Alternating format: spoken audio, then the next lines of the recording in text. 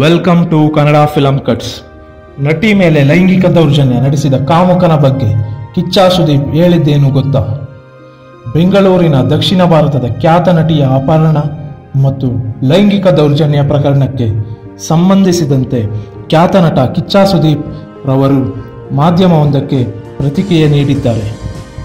ನಾನು ಕೇಳಿದ ಸುದ್ದಿ ನಿಜವೇ ಆಗಿದ್ದರೆ ಖಂಡಿತ ಆ ಕಾಮುಕರನ್ನು ಗುಂಡಿಟ್ಟು ಕೊಲ್ಲಬೇಕು ಎಂದು ಹೇಳಿದ್ದಾರೆ.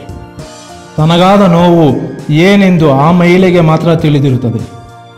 ಚಿತ್ರೀಕರಣ ಮುಗಿಸಿಕೊಂಡು ರಾತ್ರಿ ಮನೆಗೆ ವಾಪಸ್ಸಾಗುತ್ತಿದ್ದ ನಟಿ ಭಾವನಾ ಅವರನ್ನು ಮಾರ್ಗ ಮಧ್ಯೆ ಅಪಹರಣ ಮಾಡಿದ್ದ ಹಾಲಿ ಮತ್ತು ಮಾಜಿ ಚಾಲಕರು ದುಷ್ಕರ್ಮಿಗಳು ನೆರವಿನಿಂದ ಆಕೆಯ ಮೇಲೆ ಕಾರಿನಲ್ಲೇ ಲೈಂಗಿಕ ದೌರ್ಜನ್ಯ ಎಸಗಿ ಪರಾರಿಯಾಗಿದ್ದರು.